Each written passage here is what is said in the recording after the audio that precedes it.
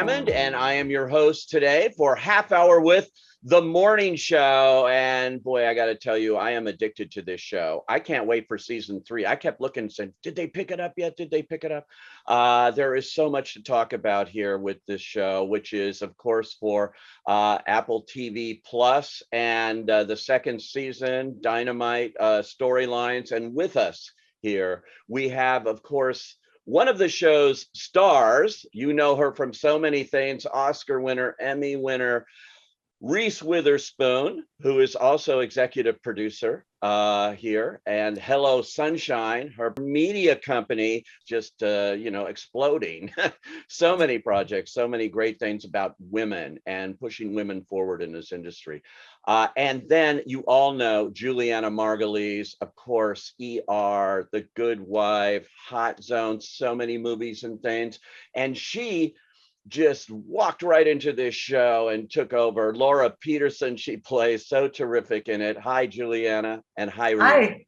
Hi. Welcome to Half Hour with. And I have to ask you, Reese, let's start with you, just because you came into this, and when you and Jennifer Aniston announced that you were going to do this series, I was sort of surprised. You know, big movie careers, all of that, and you're going to do a television series. And man, after seeing it, I can totally see why. Can you tell us a little bit about the genesis of Morning Show and why you sparked to it and why you wanted to do it? Yeah.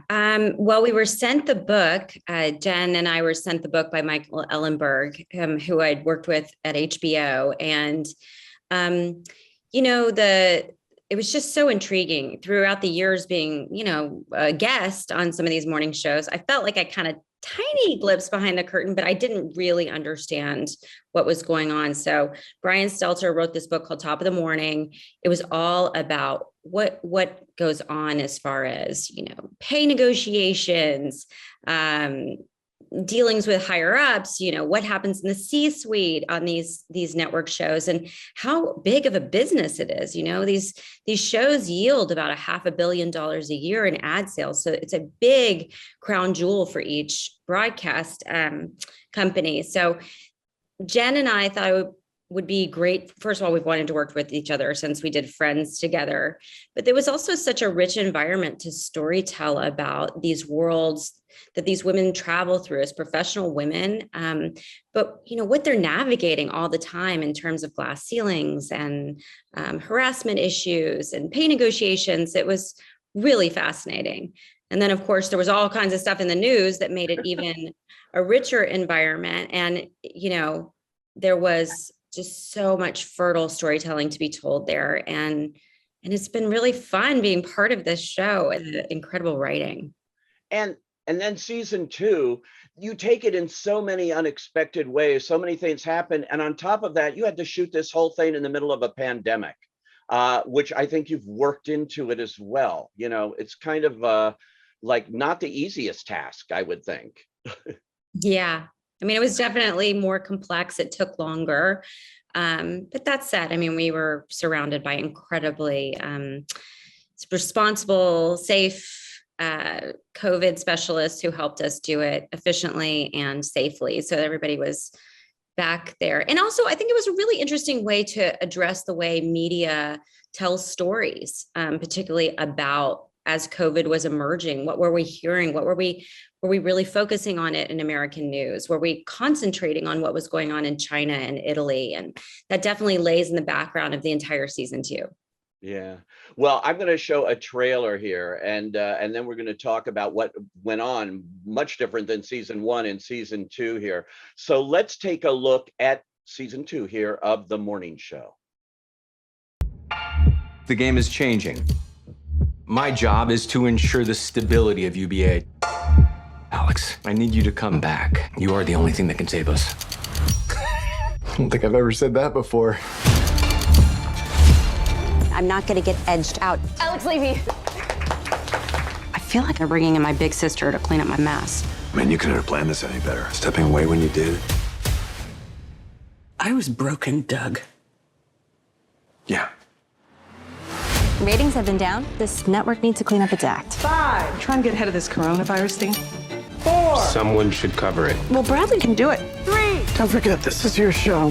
And we're back. 2. I know I come with a history that not all of you love. 1. 9 months ago, you opened a door, and you need to walk through it now. A bombshell from journalist Maggie Brenner's upcoming expose on the behind-the-scenes troubles at UBA's The Morning Show. There is a pattern of behavior around here that disadvantages the people of color. We need to get our facts straight. We need to decide what the truth is. Did you hear what you just said? Maggie, I would like to see the book. You don't like me. You've never liked me. That's not true. Which part? Onward and upward. You're a dynamo out there. I don't think they're using you in the right way. I don't trust her. She seems perfectly nice. Oh, God, she bugs me.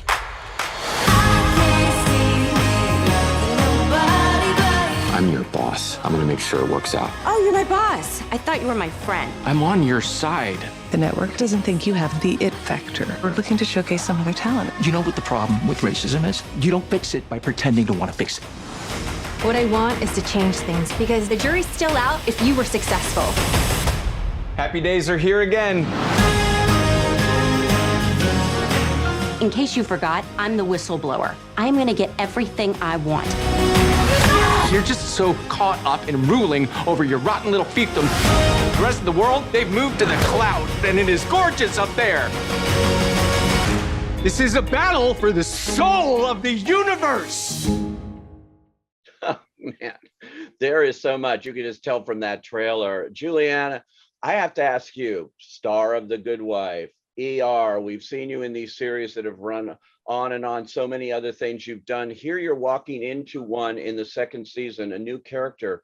Why did you want to do that? And what was it about Laura Peterson that made you sign on? I'm just really curious on that because, wow, what a character. You can see it. Yeah, I mean, there were a few factors. One was I had never played a character like Laura Peterson, and I thought she was so well written. I had already been a fan of the show, and we were in lockdown when I got the offer. And I thought, I'm going to do it. I'm going to get on a plane in the middle of a pandemic because this part is that good. And I was so excited to work with these actors.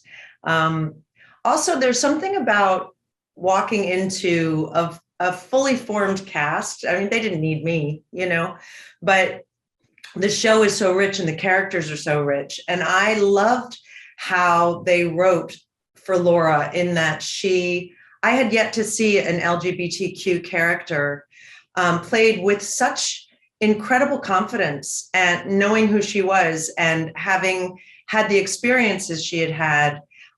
They had given me a whole backstory, which is so rare in television, to be able to come to the plate with a fully formed character rather than searching for who she is as I go with episode to episode. And also it was such a joy for me to be a guest star. I have to say I used to see Reese, spinning all these plates and I was like, oh God, I've been there. I've done that. You need to breathe. It's hard. It's really hard to produce and star in. And Reese and I have a very similar work ethic and we worry about everybody. I don't know. I haven't met a lot of actors like Reese where they're literally concerned the way I would be on the set of The Good Wife. If the boom operator was having a bad day and I could sense that she was upset, I would have to stop shooting and say, wait, let's fix that before we go on, because your set is that's your safe place. And if everyone isn't happy in it, then it's hard to do the work. So having walked into a show where the leaders of the show are exactly how I would run a show, it just made it easier. And honestly, I feel it was such a guilty pleasure for me to do this show. It was such a fun character and I wasn't walking with the weight of the whole show on my back. I only had to really worry about me and those scenes that I got to do. I actually, for the first time in my television career, had time to learn them, which was amazing. I mean, there were nights where Reese and we would learn lines together on the phone. I've never had that luxury of time. So in that way, it felt like theater to me, you had the time, you had the great writing, and you had all these incredible people behind you. So it was more of a theatrical experience. You know, Reese, I have to say too, the decision to bring in a female character to basically rock the boat when you have the two female leads is not done in television. The normal thing would be bring a man in to do the rift and do all of that. That wasn't the thing here. This was different. Yeah. And talking with Carrie Aaron, we started talking about different characters we see in the media world, and characters that bring real gravitas and can bring that sort of energy where they're so wise and accomplished, it almost divides the room into who's in whose camp. So we were just thrilled to have Juliana do this part, because obviously she comes with an incredible pedigree, but she's also one of the most lovely people to work with. We had the best time just really finding these characters in this story that we felt so deeply was important to represent queer identities, sexual exploration for these women in a very dignified way and a very real way. When you started this show, did you have like a 5-year plan for Bradley where you thought she'd go, a character arc, or was this a surprise for you too in the way the story went here and the relationship with Laura Peterson? I mean, before we start every season, we sit there and speak with Carrie Aaron, the writer, and we just started batting about ideas and about, because Bradley's past and home life is very, very specific. Again, to Juliana's point, like the writing is so set out for you. My character was so built. There's a whole Bible about my character. So it was just sort of dancing within the lines of the character that they had created and just kind of pushing the edges, a little bit about what have audiences seen? What have they not seen? What would they be surprised to see? I like sort of surprising audiences. Yeah. Juliana, this kind of character, we've seen somebody who's a network news star who comes back, who had a bad experience, definitely, here was wronged, comes back in and just sort of like has that gravitas immediately, like right from the first scene. I sort of felt like, wow, I know her. I know who she is. And I thought that was really interesting for you to play. What was key there? Yeah, it's sort of one of those moments where you realize, like, I, as an actor, was much more insecure than the character when you first meet her, because I realized that Laura was this full-fledged person who was really, really good at her job and had been doing this for a long time. And this is also, I love how they introduce her, because they introduce her, she's doing a favor for Corey, for Billy Crudup's character. She doesn't want to be there. Her and Alex's character have a bad history. And she's the star of the network. And right away when you meet her, you feel the imbalance that she's going to prove between Bradley and Alex, right? You feel this imbalance and you feel Alex's insecurity to her, which only makes her stronger within the interview, when Alex refuses to answer the question she's actually asked and put to her. It's not that my character wants to rattle Alex's cages. I didn't see it that way at all. I actually saw it as a journalist trying to get to the truth.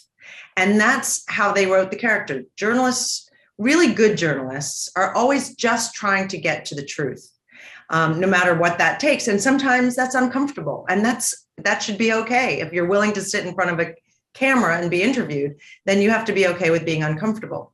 And so that set up this incredible dynamic, I think, between the three characters, to be honest, because I think there's sort of this, it's sort of an ideology in that real news is at night and fluff news is in the morning. Right. And so Laura Peterson is their nighttime. She has her own show at night. She's done with morning shows. She to her, that's fluff.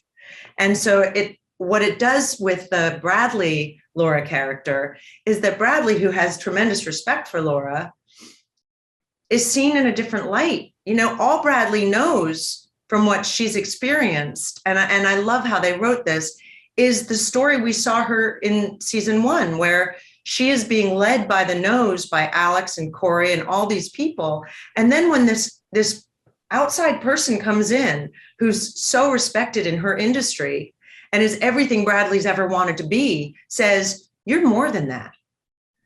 That just rocks the whole show, right? Because Bradley, to be told that you're more than what people are perceiving you as, and to be seen in that light, it just shifted everything. And that was a really fun scene to play at night when Laura got to say that to Bradley. I love that, you could tell she knows, she can read Bradley right away and then go beyond and tell Bradley stuff Bradley doesn't know about herself. About herself. Yeah. That was great. What are scenes like to play Reese with Juliana Margulies? Because I mean, they just pop. I love the dynamic between Bradley and Laura Peterson because there is some hero worship there, but there's also this attraction. And then there's also this element of kind of, Laura's kind of mentoring her, but also sometimes giving her great advice. And then sometimes I think giving her advice that maybe isn't, intrinsically who Bradley is. So it was fascinating. It was a dance, and every day was something new and fun to work with. So it was just a delight. And I've known Jules for so long, and then we finally got to work together, which was so amazing. There was a moment in years ago, I think it was Big Little Lies had just happened, and Reese and I were at the same think tank a weekend away, and I saw her. And I said, I said, congratulations on your show. It's so good. And she said, who? I didn't know how fun television could be. And I looked at her and I said, welcome to my world, honey. Like, I think it's taken people so long, women especially, to understand that the real roles, the juicy roles for women are in television. And it's such a celebration of women now. And I've been doing it for a long time. And it was just so nice to see like-minded, talented people coming into the arena to play. Well, let's take a look at a scene between the two of you here from the morning show. I tried to make Hal go home. Yeah, and then he just sucked you right back in, didn't he? But he's a mess, and it's not his fault. He's bipolar, and he has terrible parents. We have terrible parents. Look, Bradley, listen to me. I get that it's not his fault. I get it. But at a certain point, it doesn't matter why he's the way he is. It just matters that he's bringing chaos to your life, and he isn't interested in changing. You have to think about you, right? What is right for you? Think about that. Look, I've had to walk away from people in my family. It is not easy. You have. But in the end, it's just harder. Oh my God.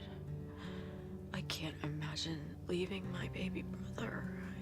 I can't abandon him. Okay, so if he wants to change, you can put him in rehab.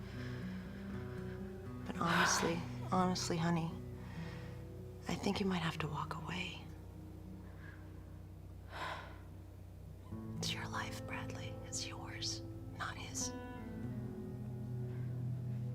And that's referring to how Bradley's brother, who is bipolar and all kinds of addictions, which is another story point here in season 2, Reese, which you got to play, which brings a personal side of her that we didn't know before. Yeah, this incredible actor, Joe Tippett, came in to play my brother. And he was a bit in season 1, but his storyline in season 2 is really heart-wrenching.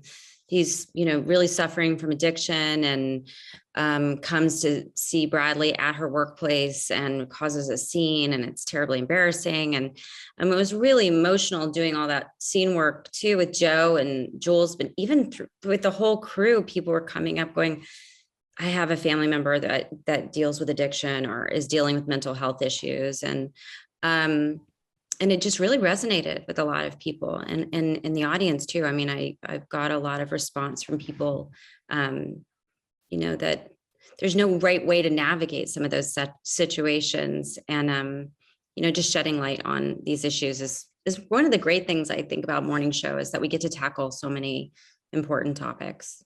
Yeah, and you have so many emotional scenes in season one, of course, with Gugu Mbatha Raw. That was like amazing. And then this. I mean, what about those kinds of scenes? There's all kinds of different tones to the show, but I've noticed quite a bit of that in here, which have to be wrenching to play for both of you. Had some together that were amazing towards the end of the season. Yeah, it is a tone thing. I mean, sometimes it's a very funny show, and then sometimes it's really dealing with complexity, but that's sort of humanity, right? One day you're laughing, the next you're crying, you're dealing with stuff. For you, Juliana, so you say guest star. I don't know how much I'm going to learn about season 3 here, except that it's happening. Where would you like to go? Oh, I think there's so much about Laura we haven't explored yet. I want to know. I want to know what her background is. I want to know what family she came from. I want to know what made her her. Why she had to sort of start from scratch while she was sort of in the closet, for lack of a better term. And then when she gets outed, this idea, she gets basically fired for being gay. And this idea that she literally just stripped herself down, went to therapy. I want to explore where she went then and who her friends are. You hear about at the very end, I think it was the 9th episode, when Alex says, "Why aren't we friends?" And she's like, "Really? You have to think about that." And then she talks about, you were friends with my friends. I want to know who her friends are. Are they industry people? What is her life? And I really think that ultimately she truly is falling in love with Reese at the end of season 2. And I think that she has shifted, falling in love. I am falling in love with you, Reese, but falling in love with Bradley. I just realized I said that. I want to see what she's willing to do for that, because Bradley's a complicated character, and Laura does have her life together, and Bradley tips the scales a little bit in Laura's life. And I would love to explore how Laura, how far does her love go for Bradley in that by still maintaining her own dignity and her own path in life that she's forged for herself. One of the things I loved about working with Carrie Aaron was she had given me this whole history of Laura, and said that when Laura is from apparently a very liberal family, but when she came out to her parents weren't accepting. And I think that is such an interesting concept, because we think of liberals as, whatever you are, honey, you're part of the family. It doesn't matter who you love, we love. But that's not always the case. And I would love, especially in today's world where we're dealing with so many LGBTQ children and teenagers who are scared to come out to their parents. What's that story? I would love to know that story, because I think it's something we haven't really seen explored enough on television. Yeah. And Reese, as producer here, you brought in not just Juliana Margulies, but, Greta Lee, other characters here, women, interesting women, different people. Are you doing that going forward too? Are we going to see a lot of new actors come into the show as an ever evolving kind of situation, or just in the philosophy of that, of bringing in all kinds of new characters? There's definitely going to be new characters. And I'm like bursting. I want to tell you so badly, but we're not allowed to say yet, because it's so good. It's really good. Oh, wow. Oh, that's great. But it's so cool to have them keep coming in and reflecting what's going with this kind of world and this kind of show. And, we're just waiting on pins and needles to see what goes next and who comes in. I'm curious, though, streaming versus networks. And the fact that UBA is starting a streaming thing. This is what all the networks do now. It's a different way of watching television. You're dealing with that aspect too on this show. Yeah, for sure. And certainly as you look like CNN being sort of separated from a conglomerate, and you think media and news just live in a different place, but they're starting to converge, and then you see all this emergence of social media platforms having being much more watched and engaged with. So then the networks are trying to sort of pivot, but they have, basically they're trying to move a cruise ship slightly to the right, So we're definitely going to deal with that. We dealt with it a little bit in season 2, but more in season 3. But it was interesting. I mean, life sometimes really does imitate art, because you see Corey doing everything he can to set up this streaming platform. And then I think it was 3 months after we had finished filming, CNN started it, and within a month it was closed. So I mean, there's so many parallels to what's happening in real life. It'll be interesting to see what happens to the streaming network at UBA. Could you, Juliana, see yourself going back to network TV show after tasting the waters of streaming here, and the freedom I think that it allows you? It's not just like a hour show with commercials, so. Yeah, no, I mean, but I said that before. Before I did the morning show, my last day on The Good Wife, I was like, never again. It is impossible to do 22 episodes of our television, and especially being the lead of it. It's just, you don't have a life, and it's too difficult. And there are too many constraints, so I for me anyway, I would rather, I'd rather just do 10 episodes of a streaming network. All right. Well, as we come to a close here on our half hour with, I wanted to say, do you have any kind of words of wisdom for someone that's just coming to the morning show, why they should watch the morning show? What is it about this particular show that you think is special and you want them to catch on to? Well, I mean, I would say it's invites you into a world that's so rich and fascinating, right? This big glossy world, but it's also exploring the lives of professional women in a workplace in a way that has never been done before, with some of the best actors in the world and some of the greatest writing, greatest directors. And it's just kind of delicious. It's such a guilty pleasure. And I say guilty pleasure because when I think about how much I want to learn about all the characters, is it that I want to see them fail? Is it that I want to see them succeed? So you root for whoever it is you love on the show. There's so many, there's so many characters on the show. It's quite the ensemble. And so you can really go down any road with any of them and want to know about them. And in that way, it's sort of like, I felt bad because I binged the first season. And then the second season, I was so glad they dropped it 1 week at a time, right? Because I like to ruminate over for a week and think about the characters and look forward to seeing something rather than just taking it all in at once and then needing to see it again.